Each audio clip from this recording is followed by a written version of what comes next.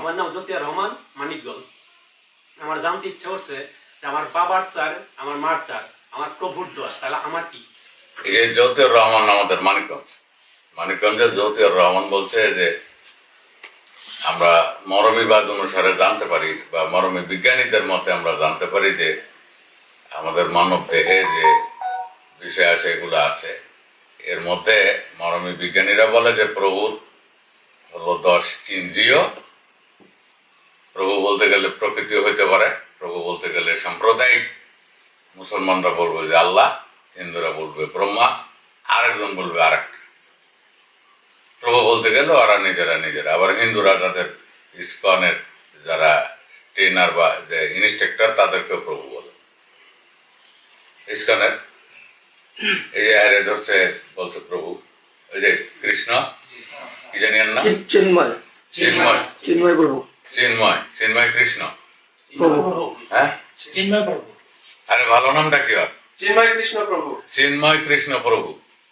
এই যে বলছে প্রভু। প্রভু বলতে গেলে আমরা যে বললাম না যে প্রভু 10, প্রভু বলতে গেলে এক একটা দৃষ্টিভঙ্গি থেকে মানুষ এক একভাবে বিচার করবে। এটা বল তাদের প্রভু। প্রকৃতি হইতে পারে, এটা তাদের বিধাতাও হইতে পারে, জড় পদার্থের জড় বিভাগের বিধাতাও হইতে পারে, জীব বিভাগের বিধাতাও হতে পারে। আবার তাদের মাস্টারকেও তারা প্রভু বলে অনেক জায়গায়। লর্ড, ইংলিশরা তো লর্ড বলে। তাদের মিশনারিতে যারা কাজ করে এদের ফাদার বলে না, ফাদারও তো প্রভু। আর বাবার চার, মায়ের চার। বাবার চার যেটা মরমীবাদে বলে যে হাড়, হিদ্রা, মণিমগজ, আর মায়ের চার চুল, চামড়া, গোস্ত, চুল। 8 আর ইন্দ্রিয় 10, এই 18। এখান থেকে লালন সাহেজি বলছেন যে 18 মকামের মাঝে জ্বলছে একটা রূপের বাতি, এ বড় আজব কুদরতি। এটা লালন সাহেজি 18 মকামের মাঝে। আর আয়ব নবীর ব্যাপারে ও তার 18 সাল কিড়াই খাইল, 18 সাল কিড়াই খাইল, তবু রহিমা ছাড়লো না দরদি, প্রেমের মরা জলে ডুবে না। ওইখানে 18 সাল। আর বড় পীর মায়ের গর্ভ থেকে 18 পারা কোরআন মুখস্থ করে চলে আসে। সে 18 পারা হইল মায়ের 4, বাপের 4 আর 10টা ইন্দ্রিয়। এটাই কিন্তু 18 পারা মুখস্থ করেছে। আমিও তো সেই যে 18 পারা মুখস্থ করে আইছি। আমার কাছে 18টা আছে। আমিও তো সেই বড় পীরের দোস্ত আর সবাই। 18 বছর কিড়াই খাইলো, 18 মকামের মাঝে জ্বলছে একটা রূপের বাতি। আর 18 দিয়ে যে কি আছে আমার বইয়ের ভিতরে দেখতে হবে, আরো অনেক আছে। ঠিক আছে তো? সব 18 মূল হলো এই 18, বাপের 4, মায়ের 4 আর হলো প্রভুর 10। এই 18 হলো সকল 18-র মূল। এখন জ্যোতির রহমানের কোশ্চেনটা ছিল তাহলে আমার কি? এদের প্রশ্ন এইটাই, আমার এই ব্যাপারে পবিত্র কোরআন মাজিদও যতটুকু বলছে যে আমার এই দেহে যা আছে এইগুলো আমার না, সব হলো আমার বাবা এবং মায়ের। আমি হলাম এই দেহে একজন ভাড়াটিয়া। এইটা প্রমাণ করছে 60-এর দশকের আরেকজন গীতিকার, পরের জায়গা পরের জমিন ঘর বানায় আমি রই, আমি তো এই ঘরের মালিক নয়। আচ্ছা তো? তাহলে আমার এই দেহ এটা পরের জায়গা, পরের জমিন, যা আছে সব। এইটা লালন সাহেজি বলছে যে আমার এই জায়গাটা এবং আমার ওই ওয়াইফের দেহ আর আমার দেহ দুজনে মিলে মানুষ। আমি অর্ধাঙ্গ, আমার ওয়াইফ হলো অর্ধাঙ্গী। তো আদাঙ্গ মিলে এক অঙ্গ হলো ফুল মানুষটা। এইটা আমার আর আমার ওয়াইফের কিছুই না, সবই হলো আমার পূর্বপুরুষের। লালন সাহেজি এই জায়গায় বলছে যে কেন মরলি রে মন ঝাঁপ দিয়ে তোর বাপের পুকুরে, কামে চিত্ত হয়ে মত পাগল পাড়া দেখি প্রায় তোর। কেন মরলি রে মন ঝাঁপ দিয়ে তোর বাপের পুকুরে। আমার ওয়াইফের গোপনাঙ্গ আমি যখন মৈথুনের জন্য যাব, সেটা আমার বাপের পুকুর লালন সাইজি লেগেছে। বুঝেছি? লালন সাইজি আর একটা জায়গায় বলছে যে আর হবে না এমন জনম, লুটবি লুটা মনের মতন, তোর বাবার হোটেল ভাঙবে যখন, খাবি তখন কারবা সালে, পড়ে শোনে সারলি দফা, করলি রফা গোলে মালে। বাপের হোটেল দেখছ? তাহলে আমার এই দেহটা যে আমার, এই কথা কেউই বলছে না। আর অযোধ্যার প্রশ্নটা হলো আমার কি? ঠিক আছে তো? তো লালন সাহেজি বলছে যে এই দেহটা তোমার বাপের হোটেল, নারীদের গোপনাঙ্গটা এটা তোমার বাপের পুকুর। আমার কি? বুঝাইছে? এইবার কোরআন মাজিদের একটা আয়াতে আমরা যাই। এটা বলছে যে সূরা লাহাব, সূরা লাহাবটা আমার যে পুরুষাঙ্গ পেনিস শিষ্ণু নুনু, এইটাকে আবার আমার বলছেন, এটা আবার বাপের বলছে। তাব্বাত ইয়াদা আবি, যখন আমার বাপের হাত ধ্বংস হয়েছিল, লাহাবে ওয়াতাব, তার অগ্নি শিখাও প্রশমিত হয়েছিল। তাহলে হাত দেখতে যেমন লম্বা, পুরুষাঙ্গ দেখতে তেমন লম্বা। হাতের সঙ্গে পুরুষাঙ্গে উপমা করা হয়, ঠিক যেমন স্তনের উপমা করা হয় বেলের সঙ্গে, ডালিমের সঙ্গে, লাউয়ের সঙ্গে, তাই না? এমনি পুরুষাঙ্গের উপমা করা হয় হাতের সঙ্গে, পায়ের সঙ্গে, লাঠির সঙ্গে, বৈঠার সঙ্গে, দণ্ডের সঙ্গে, হ্যাঁ, আশা দিয়া, এই বিভিন্ন ভাবে যেই বস্তুগুলো দেখতে লম্বা এর সঙ্গে উপমা করা হয় পুরুষাঙ্গের। এখানে বলছে যে তাব্বাত ইয়াদা আবি, এই জায়গায় ওয়াক্ফ চিহ্ন হবে। আমাদের উপমহাদেশে তাফসীরের ভিতরে এইটা নাই। তো ওই গত কয়েকদিন আগে, 3-4 দিন আগে আমাদের এই যে মামুনের সঙ্গে, জামালপুরের মামুনের সঙ্গে বাইরে আসছিল দাওরা, হাদিস নিয়ে দাওরা পাশ করছে। তো আমি ধরলাম যে কোন নিয়মে, কোন কায়দায় তুমি আবিরে আবু বানাইতেছ? আবুল আহাব, আবুল আহাব শব্দটা জায়গায় আছে, এখানে আছে আবি লাহাব। তো এখানে তো ওয়াক্ফ হবে, তাব্বাত ইয়াদা আবি, জায়গায় তো কাট দিয়ে অক্ষ দিয়ে দিতে হবে, কমা, নাহলে সেমিকলন, নাহলে কোলন, নাহলে ড্যাশ, নাহলে দাঁড়ি দিয়ে দিতে হবে সরাসরি। তারপরে বলতে হবে লাহাব ওয়াতাব, অগ্নিশিখাও প্রশমিত হলো। লাহাব মানে অগ্নিশিখা, আর তাপ মানে হলো প্রশমিত হওয়া, ধ্বংস হওয়া, স্থিমিত হওয়া।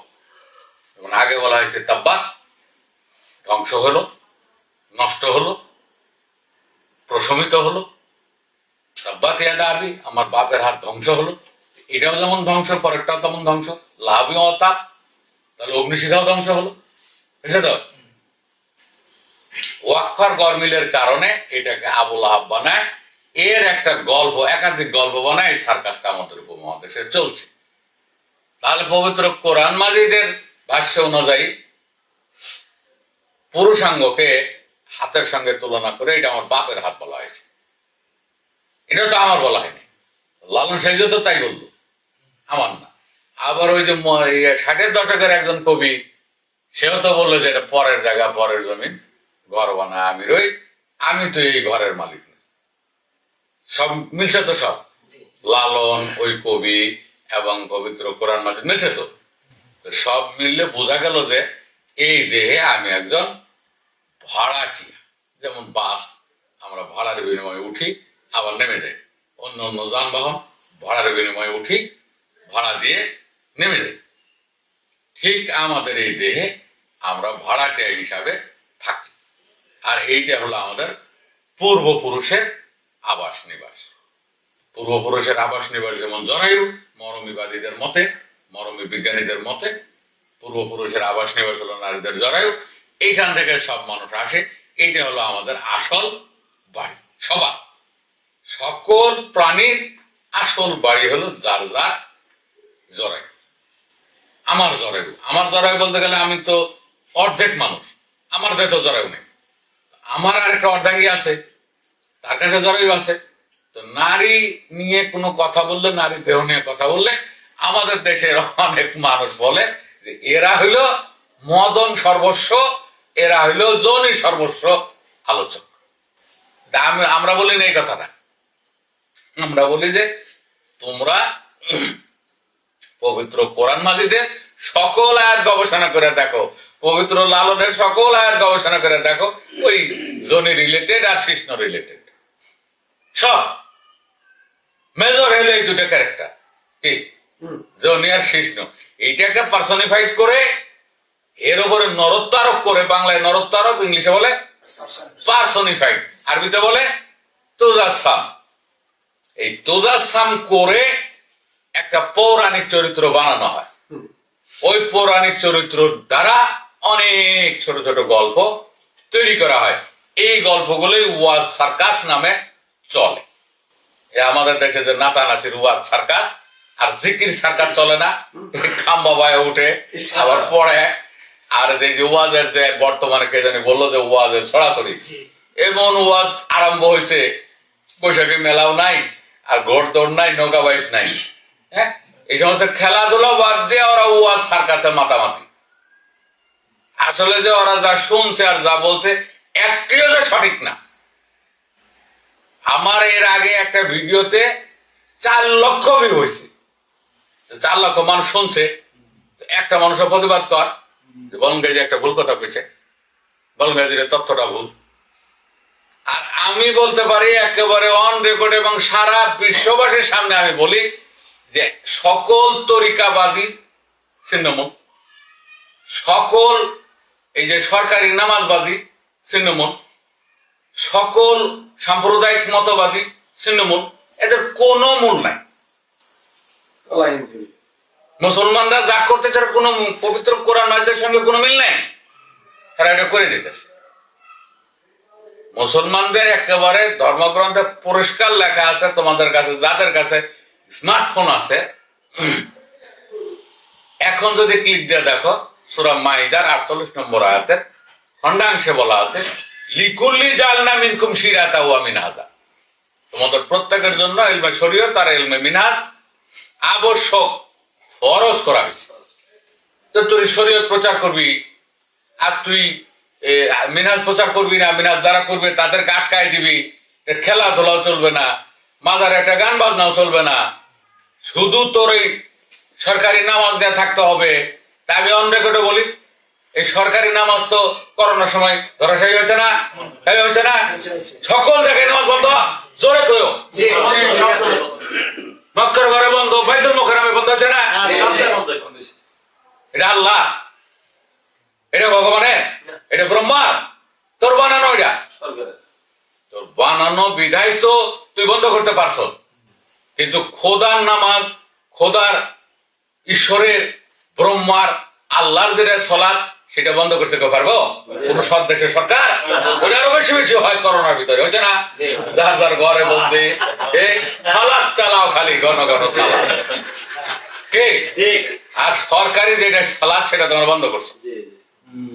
এটা হলো রসমিউ সালাত, সরকারি নামাজ, দেখা দেখি নামাজ।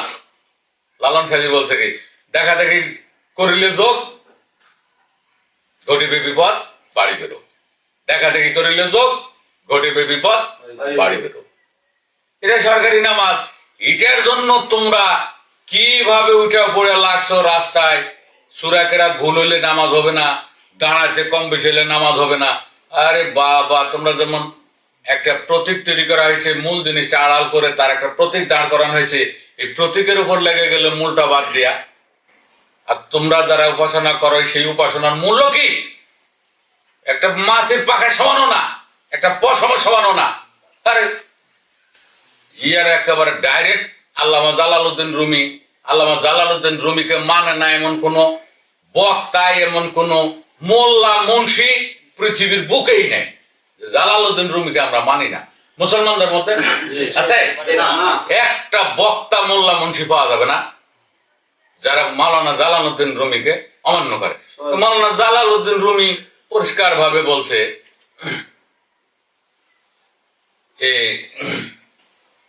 আগার খাই হাম নাসিনি বা খোদা, ফার্সি ভাষায় কেউ নাসিনার তোর হুজুরে আউলিয়া। যদি তোমরা গায়ের সম্মুখে বসতে চাও, বা যদি ব্রহ্মার সম্মুখে বসতে চাও অথবা আল্লাহর সম্মুখে বসতে চাও, খোদার সম্মুখে বসতে চাও, একটা জ্ঞানীর কাছে যাও। কোন আসিনার দর হুজুরে আউলিয়া। আউলিয়া হলো জ্ঞানী, প্রভু আর কি। আউলিয়া হলো অলির বহু বচন, অভিভাবক। তাহলে তুমি অভিভাবকদের কাছে যাও। আউলিয়া হলো বহু বচন, তো অভিভাবকদের, অভিভাবক গণের কাছে যাও। এক্সামানা সোহবতে বা আউলিয়া বেহতেরা সচ্ছলাতত বেরিয়া। ওই অভিভাবকদের সামনে একটা মুহূর্ত তোমার বসা। অভিভাবক বলতে গেলে আল্লাহর অভিভাবক, রাসূলের অভিভাবক, রবের অভিভাবক যারা, তাদের কথা বলা হচ্ছে। সাধারণ তোমার বাড়ির গাড়ির কারখানার অভিভাবক না। যারা অলি মানে তো বোঝো, যারা আল্লাহর অভিভাবক, ওয়ালিউ, এই যে ওই মাদ্রাসার ছাত্র, ওয়ালিউ হলো যারা আল্লাহর অভিভাবক। ওয়ালিউ খাস প্রায়োগিক ক্ষেত্রটা আমি বলছি, টেকনিক্যাল মিনিংটা, not lexical meaning. Lexical meaning only মানে কারখানারও প্রভু হইতে পারে, অলি হইতে পারে, বাড়ির অলি হইতে পারে, প্রভু হইতে পারে। আমি টেকনিক্যাল মিনিংটা বলছি, প্রায়োগিক ক্ষেত্রটা।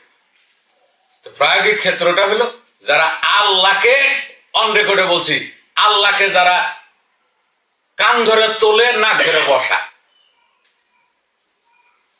রবকে যারা কান ধরে তোলে, নাক ধরে বসায়, যাদের অধীনে রব এবং আল্লাহ চলে। সাধারণ মানুষ আল্লাহ এবং রবের অধীনে চলে। আউলিয়ারা এমন সুপার পাওয়ার যে আল্লাহ এবং রব আউলিয়াদের অধীনে চলে। যেদিন যেই শিডিউলে নামে, ওই শিডিউলে আউলিয়ারা গিয়ে তাদের সঙ্গে সাক্ষাৎ করে। তোরে কিন্তু ধরবো আজকে, তুই কিন্তু যাইতে পারবি না আমার কাছ থেকে, ঠিকই ধরে নিয়ে আসে। এ ব্যাপারে কোরআন মাজিদে বহু কথা আছে, লালন সাহেবের বহু কথা আছে। আল্লাহ বলে যে, মানে সাম্প্রদায়িক কথা বলছি, সৃষ্টিকর্তা হলো খালেক, আরবিতে হলো খালেক মানে সৃষ্টিকর্তা, আর আল্লাহ হলো খালেক একজন। আল্লাহ একজন খালেক, ঘড়ির একজন খালেক আছে, টিভির একজন খালেক আছে, সৃষ্টিকর্তা। এবং আল্লাহ আর মুসলমানরা বলে যে আল্লাহ খালেক, সৃষ্টিকর্তা। কিসের? জীবকুলে। হ্যাঁ, জীব জড় সবকিছু সৃষ্টি করতে পারে। সে আল্লাহর একটা ঠিকানাও দেওয়া আছে, আল্লাহর একটা কাঠামো দেওয়া আছে সূরা ইখলাসের মধ্যে। কুল ওয়াল্লাহু আহাদ, আপনি বলেন সে আল্লাহ একক। আমাদের দেশে যে সার্কাস বাজ যে ওয়াইজিন আছে, সার্কাস করে বেড়ায় যারা, টাকার বিনিময়ে কামলা আছে না, কয় হাজার জানি বাজার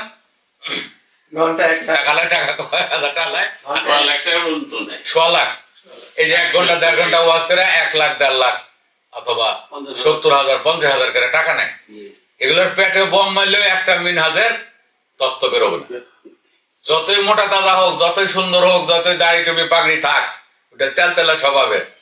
কি তেলতেলা স্বভাবের হুজুর। আর কোন আল্লাহর অভিভাবক, কোন ওলির এইরকম তেলতেলা হওয়ার উচিত না। স্বাভাবিক মানুষের ভিতরে থাকবে, সাধারণ বেশে থাকবে। অনেক অলি ধরাই যায় না, চেনাই যায় না যে এত বড় উচ্চ পর্যায়ের সাধক, চেনাও যায় না। আর কি তেলতেলা স্বভাব, ওই দাড়ি টুপি পাগড়ি, তোর আল খাল্লা, এগুলো বাঙালি? হে কথা কেউ, এগুলো বাঙালি পোশাক? তো টুপিটা হলো তুর্কি, তোর পাগড়িটা হলো সেই ইয়ে কনা খায় শিখের, সে পাঞ্জাবের। হ্যাঁ, পাঞ্জাব। আর এই যে পাগড়িটা, শেরওয়ালিটা সৌদি, হাজির রুমালটা হলো ইয়ার ফিলিস্তিনের। বর্তমান যে ফিলিস্তিনের যুদ্ধ চলছে, হাজির রুমাল হলো তাদের জাতীয়, শেরওয়ালি হলো সৌদি আরবে, টুপি হলো সেই তুরস্কের, তুর্কিদের টুপি। তাহলে একটা তো তোর বাঙালি না।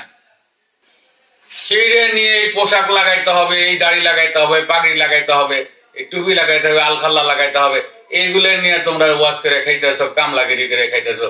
তোমার মতো কামলা আউলিয়ারা গনে? আউলিয়ার পকেটে তোর মতো 200 কামলা জ্বলে আছে না?